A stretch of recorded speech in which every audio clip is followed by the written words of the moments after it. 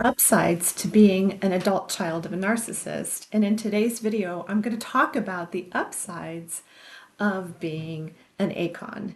And I think it's really important to note these things about yourself. And I would recommend that you get yourself your journal and a pen or just something to take down some notes and really think about what are the things that shaped you that are good. What are the good parts? It's very important to see both sides so that you can bring out what's good about you, because when you're an adult child of a narcissist, you're often told what's wrong with you.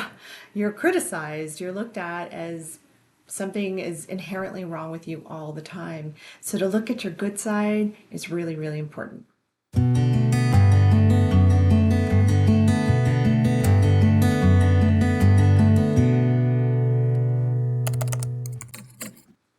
I'm Dr. Meg Haworth, and I'm a transpersonal psychologist and holistic nutritional chef, and I help women survivors, sensitive, empathic women who were survivors of narcissistic abuse from parents, and probably from mates, because we often go from that to that because it's familiar. So in this video, like I said, I'm going to be talking about the upsides of being an adult child of a narcissist. All right, so one of the first things that I think is an upside to us is that we often become, especially if we're empaths and sensitives, we were also often scapegoats. Scapegoats are carefully chosen. They're usually the most intelligent of the siblings and the ones who would be most likely, or most talented, who would be most likely to usurp the narcissistic parent in some way. And so one thing that you may be is a truth seeker. Empaths and sensitives are truth seekers. You're seeking the truth right now. That's why you clicked onto this video, is you're trying to understand yourself better, and you're also trying to help yourself lift yourself up from all of these messages that you got, all this programming that you got about there's something really wrong with you. So being a truth seeker is really important. You may just be like focused on the truth and searching for the truth. You may end up being a journalist because of this, because you're looking for the real story and you're looking to help report the real story to help people. So this is one of the places where you may be really strong. Also, truth seekers are people, spiritual seekers, people that really want to grow and change and evolve. And again, if you clicked on this video, that's probably where you are, because that's a big part of what I help my clients with, because I do work with the holistic system, mental, emotional, physical, and energetic / spiritual, to help all of those things heal, because it's all one thing anyway, right? So truth seeking is a really important thing that maybe that is an upside to being an empathic ACON. All right, so another thing you might be really great at is diplomacy. You might be very diplomatic, you might be a great negotiator, and you may have had to negotiate and diffuse things between the parent who was the narcissist and the one that wasn't. You may have had to diffuse things between your siblings, or you may have watched your parent who wasn't the narcissist be very diplomatic, because they had to find ways around. They had to do this workaround. And so when you watch that, you start to develop, or you have the potential of developing some skills of diplomacy. And so you may get into some kind of like a mediation kind of job where you help mediate things. You might be great at negotiating deals. You might be a realtor. You might be a real estate developer. You might be something where you're negotiating and helping to create a better world for people. Because if you're an empath and sensitive, you will want to create a better world for people, and particularly yourself. You're the most important person to want to create that better world for. So empaths and sensitives who have narcissistic parents are always intuitive. You may not be connected to the intuitive at all times, or you may have a lot of questions about what's intuition and what's not. You may have really clear answers and information coming your way sometimes, but feel like you have to access it in a certain way. Part of the thing with your intuition is your narcissistic parent's going to want to cut you off from your intuitive self. They don't want you to use your inner voice. They don't want you You're supposed to use their voice. They're the ones that know everything. You are there to serve them. And they're trying to keep control of you. But when you use your own inner voice, you're using your intuitive center, you're using your own voice, and they don't want you to have that. So a lot of what happens, because you're being told so many lies and you don't know what the real story is, and one sibling's being told this and the other one's being told that, and and these stories start coming back to you and you just don't know what the truth is anymore. And so that makes it very confusing. That confusion makes you feel like your head is spinning, and then it takes you right out of your intuitive inner voice. So you're probably highly intuitive, and when you develop your intuition and you learn to listen to that part of yourself, it makes a significant difference. And it becomes a huge asset to you. So you may get into some kind of business or something as an adult where you're using your intuition. I know I did. I do. That's a big part of what I do, is also training people in how to use their intuition as well. So another thing that's an upside of being an ACON is you are imaginative. So what happens a lot with us is, because your daily environment is so awful, you're going to find ways to escape from that environment. So when you're a kid, you probably go to your room, you read books, you go into the world of these stories, and you may end up becoming a screenwriter or a novelist or a writer, and you may just be able to like create all these beautiful imaginative stories, or stories that really just help you heal, help you get out what's in your psyche, what's in that subconscious mind, to help you heal, that may be great for other people to read, that they may be inspired by, or it could even be horror stories, because you've lived so much of that, but some people really love that. They're very entertained by that. So you're imaginative, you're creative, you may be an artist. So whatever it is that you went off to do to try to give yourself some kind of escape, or some kind of solace, something that brought you joy and peace. So maybe it was a musical instrument. So maybe you went to go into your room and play the guitar or something, and so you start writing songs. Like, that's a beautiful thing. That's an upside.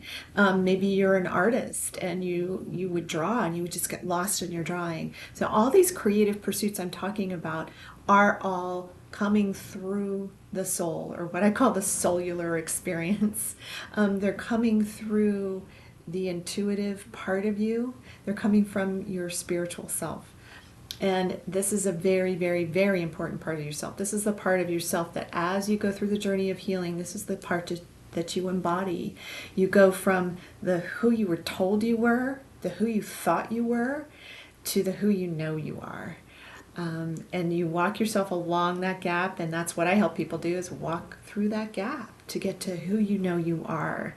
And your creative imagination is one of the primary ways that you heal yourself as you go through this experience of evolution, of change, of growth, of healing. So creativity and imagination, really important. They tend to be amped up for people that are sensitive, intuitive, empathic, adult children of narcissists. And if you're not in touch with that part of yourself anymore, get back in. Just start drawing, start singing, join a choir. It's something I did. Pick up your guitar and start playing. Write a story, join a creative writing class, do something to help bring that creative energy, that creative fire. Just do something to help bring that out and help you express that part of yourself. Something else as an ACON that you might be really good at, you might have excellent argumentative skills. And I don't mean the kind that are used to slam people and be mean like your narcissistic parent did. It's not that. But I mean, you may be able to see an argument, a good way through something, and apply your diplomacy. So this might make you an excellent attorney, or somebody who works in the legal field in some way, shape, or form. Maybe as a paralegal, maybe as a mediator. So there's so many different things that you can use these skills in. But argumentation skills can be really debate. you know, maybe you'll be in the UN, you know, who knows? So, so just think about the ways that you might be good at argumentation, and you might be applying that, because a lot of times you're applying these things that I'm talking about unconsciously. You're not even aware of, like, oh wow, I am really good at that thing, but you were never taught to be aware of your goodness. That goodness was not pointed out and pulled out of you by your narcissistic parent. It was the complete opposite that went on. Your other parent might have done that, but you weren't confused, because you're getting a message of, like, one parent saying you can be anything you want, and then the other parent saying you're nothing, you're horrible, you're awful, you're a bad person. So when you have those two messages, it's very confusing. So you feel like two divided people all the time until you heal that, but you can heal it. So that's the good news. All right. So another thing that's an upside of being an icon. I like that. You can go from an icon to an icon, right? Is resilience. So you may be able to bounce back more easily from things. And this might be something that you have to develop as you go through your healing process. But because you went through so much, like, just rough and tumble all the time, being told about how bad you were and how, you know, just being criticized over and over again, being put down, then you can develop this resilience where you can get to the point, especially if you may have gotten to this point at a young age. Some people do. A lot of empaths and sensitives, this is a really hard edge to sharpen and to get really good at. But the resilience piece of being able to bounce back and being able to say, like, no, I'm not letting you take that energy from me anymore. I'm not letting you, like, being able to create boundaries. You become more resilient the better you are at creating the boundary and following the boundary that you create. And if somebody does not follow the boundary that you set, that's on them. That's not up to you. So, so resilience is something that's really something that could indicate, hey, this is an upside. This is something good about myself. So really notice the ways that you have bounced back, the things that you're really good at. Another thing that is an upside of being an ACON is you may be more accepting of other people. You were judged so heavily, so intently, that you may be more open and accepting and loving. As well, if you're an empath and a sensitive, you are a loving person. And the person you need to be the most accepting with is yourself. And that you need to be the most loving with is yourself. And I know that if you clicked on this video, you're probably on that journey of, you know, really embracing yourself and embodying the best parts of you. And so I want you just to recognize those, because they're so important. And then another thing that's an upside of being an ACON is you may be very resourceful. So you had to figure out a lot of stuff on your own because you were afraid to ask. Because if you ask the narcissistic parent, you know, you'll be met with, be scoffed at, you'll be put down, you'll be teased. They'll be relentless in the way that they speak to you and the way that they treat you if you try to ask for help. So you may become very resourceful. One of the things that happens when you're in a narcissistic home is that you are silenced so often. Like, you just learn, like, okay, I can't talk about this, I can't talk about that. You have this, like, narrow little 3 things you're allowed to talk about, and they all have to be about the narcissistic parent, something that's okay with them. So you can't really share your true self. And through this silence, you develop all kinds of ways of trying to figure out how to get your needs met, trying to figure out how to make things happen. So you can become very resourceful and very creative. You may have also needed to be manipulative in ways to try to get good things for yourself that you really needed. I don't mean the kind of manipulation tactics that you use to hurt other people with or to get things the way that you want it at the expense of others. I'm talking about you may have learned resourceful tactics, ways to help yourself get your needs met or help others get their needs met. So you might be a great social worker, somebody who can help the disadvantaged, that can help them thrive and feel empowered and loved and cared for. So just start thinking about that. And I want you to just to do some journaling about this after you watch this video, or and just, what are some of the things that came out of having a narcissistic parent that are good? Like, what are the good parts of myself that got developed by coming up in a house like this, and by all the smoke and mirrors and all the things, like, what are the things that you're using now to help others in your life, or to help yourself with the skills, the talents, the abilities that you're really good at, as a result of trying to equalize this whole thing that you had to deal with. So think about it, and think about these good parts of you that were always there, that may have just gotten sharpened by having a narcissistic parent, and by all the things that you had to do to negotiate that environment. So if you feel like you need help with this subject, you feel like I need somebody to help me bring out these good parts of myself because I'm just not in touch with them anymore. I feel hopeless. I feel depressed. I feel anxious. I feel fearful.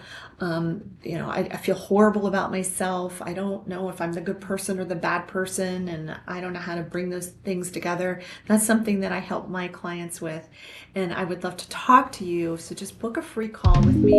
The links are in the comments below and also in the description.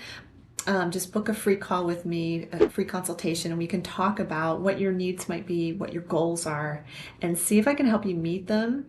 I do very different type of therapy where it's about your energy system and healing your energy system, healing that trapped energy that gets trapped in your body, healing the ways that the child was trapped inside of you, those thoughts, feelings, and beliefs that can create a negative experience, a draining experience from your energy field, which can eventually drain your biology and make you sick. So I help you heal from those things, and I also help you with nutrition and cooking to support the body to heal itself where you're going through your whole process of healing. Also, I want you to check out my 52 ways to tell if your parent is a narcissist checklist.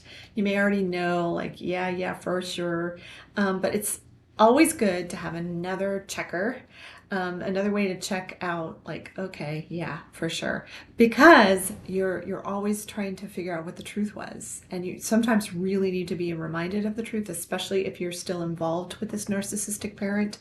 You have to be reminded of, like, oh yeah, they were that way. Okay, so I hope this information has been really helpful to you. To go to my website and get that 52 ways, go ahead to meghaworth.com/narcissistic parents/ just go to meghaworth.com and you can see all the different services that I offer. And yeah, just let me know in the comments below, like, subscribe, do all the things, please, to get more videos, because I put them out every week, sometimes 2 or 3 a week. And I hope this information will help you get well now. I'm Dr. Meg Haworth. Thanks for watching.